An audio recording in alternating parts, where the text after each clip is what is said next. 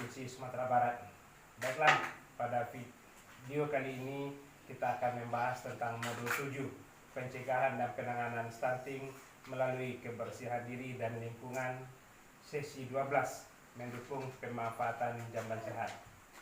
Untuk materi selanjutnya, mari kita saksikan video berikut. Assalamualaikum warahmatullahi wabarakatuh. Waalaikumsalam warahmatullahi wabarakatuh. Sehat Pak Ibu? Alhamdulillah sehat Pak. Terima kasih sudah hadir pada pertemuan kita hari ini. Bapak Ibu, tadi kita sudah mempelajari tentang manfaat dari jamban sehat.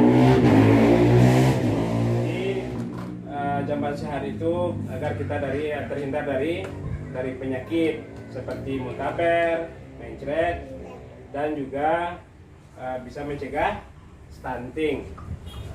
Baiklah, sekarang coba kita perhatikan ke gambar yang ada di depan ya, Ibu. Ya. Nah, coba lihat gambar yang ini, Bu. Apakah gambar ini sehat atau tidak, Bu? Tidak Pak. Tidak Pak. Kenapa dibilang tidak sehat, Bu? Tidak ada dindingnya Pak. Mengamuk Pak, nampak durang Pak. Pak Durang jadi malu ya. Iya Pak. Nah, kemudian yang gambar sini, Bu. Tidak Pak, tidak sehat. Nah, kenapa Ibu bilang tidak sehat? Oh, masuk air kolam Pak. Mencemari lingkungan Pak. Mencemari lingkungan. Jadi memang kalau kita lihat di sini banyak sampah ya, Bu. Yo. Nah, dan ini tempat pembuangannya bisa mengganggu yang ada di bawahnya ya, Bu. Oh, ya. Seperti ikan. Sekarang kita lihat lagi, Bu. Yang di bawah ini, Bu.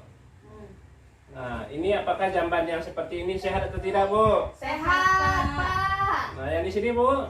Sehat juga Pak. Pak. Soalnya rancak Pak. Ada Lancar, pintunya Pak, ada keramik. Tertutup Pak. tertutup ya. Ya Pak. Nah, jadi seperti pelajaran kita sebelumnya, jadi jamban yang sehat itu harus ada atapnya, harus ada dindingnya, harus ada air yang bersih untuk cebok ya, Bu.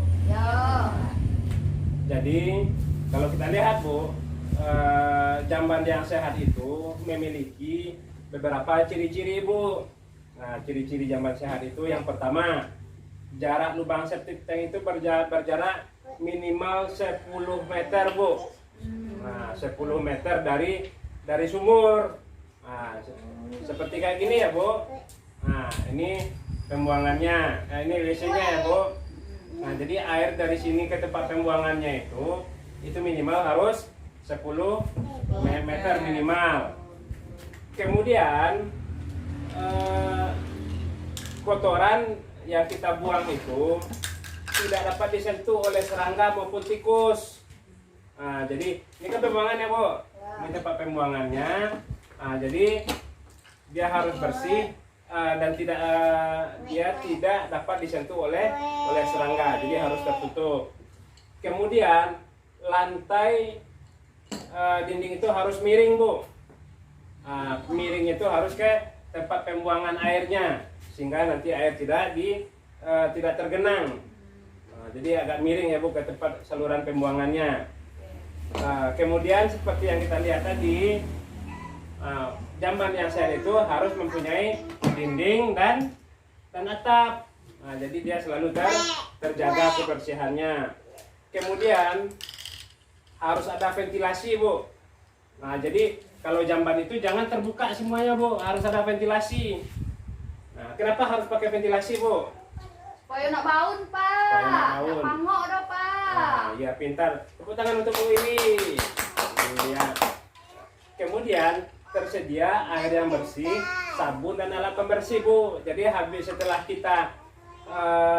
kita buang air besar, jadi untuk mencucinya harus pakai air bersih, pakai sabun. Nah, juga ada alat pembersih. Nanti kalau WC-nya kotor harus dibersihkan. Jadi sekali berapa kita harus membersihkan lantai jamban kita, Bu? Setiap kotor Pak. 3 kali seminggu Pak. kalau bisa, kalau jamban itu supaya harus tetap bersih, minimalnya 1 minggu sekali harus selalu dibersihkan, atau ketika jamban kita itu kotor. Kemudian ciri-cirinya lagi Bu, pastikan saluran pembuangan lancar dan tidak tersumbat. Nah, paham sampai sini Ibu? Paham, Ada yang ditanyakan enggak? enggak, Pak. Nah, sekarang kita coba periksa jamban kita yang ada ya Bu. Nah, coba kita lihat, kebaca ada Bu? Terbaca, Nah, Pak. jadi ini yuk kita periksa jamban kita. Ya. Nah, nanti jamban Ibu di rumah kita coba diperhatikan. Jarak dari sumber air kira-kira 10 meter atau lebih enggak Bu? Berapa jarak jamban dari Segitu sumber? lah Pak kira-kira. Nah, kalau segitu berarti jambannya sehat. Sehat. Kemudian kotoran tidak dapat dijamah oleh serangga atau tikus. Jadi pembuangannya itu kemana Bu kalau di rumah? Ada kita pakai septic tank Pak. Nah, Pak. kemudian ada lagi lah Bu. Jadi bagusnya harus ke septic tank. Ya. Jadi nanti tidak dihinggapi oleh serangga atau tikus. Kemudian lantai jambannya kayak itu miring nggak Bu? Jadi pas kita buang air membersihkan, airnya tergenang apa tidak? Tidak, Pak. Tidak. Nah, jadi berarti lantainya harus miring.